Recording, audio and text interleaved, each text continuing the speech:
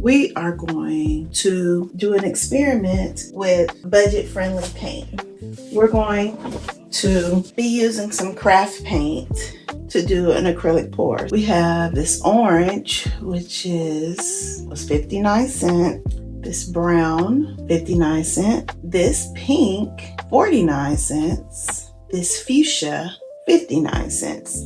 These are paints that I picked up at Hobby Lobby. They weren't very expensive and they're easily accessible for those who want to start acrylic pour painting and they don't want to break the budget. The most expensive thing that you will be paying for is what you mix your paint with, which is, I use Floetrol. The Floetrol, I think I paid $19 for this one at Home Depot. Let's see if we can do this painting on a budget. I normally do 2 parts Floetrol, 1 part paint. It's in the pink.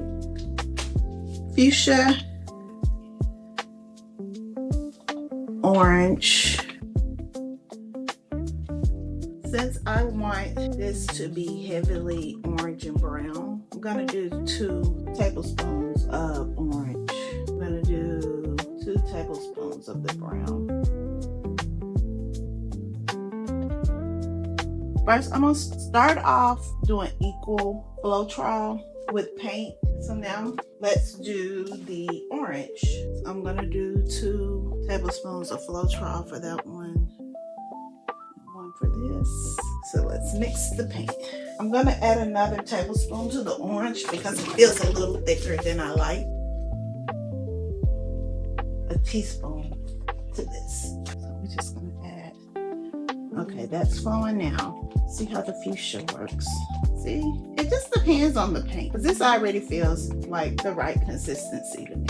For this, I think I want to do puddle pours. We'll start with a puddle pour. This is a 8x10 canvas, so we don't need a whole lot of paint. And if you are painting on a budget, it's good to consider the size of the canvas to calculate how much paint you need, so you're not mixing too much paint and wasting paint because you use more than what the size of your canvas required. We're gonna do puddles.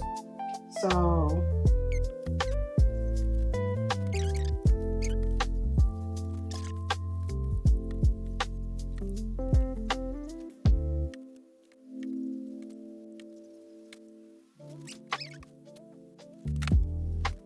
maybe do some.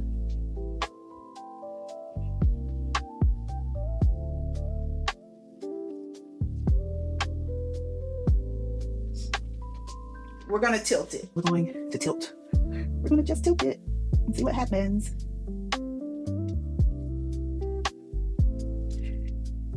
Ooh, I already like it. So you wanna make sure you're getting your edges. And if there's a design that you don't want to flow off, you wanna make sure that you tilt back so that you don't lose it. And I wanna make sure I don't lose all the pink. This is looking nice right now. So we'll have to see how it dries down. But so far, so good.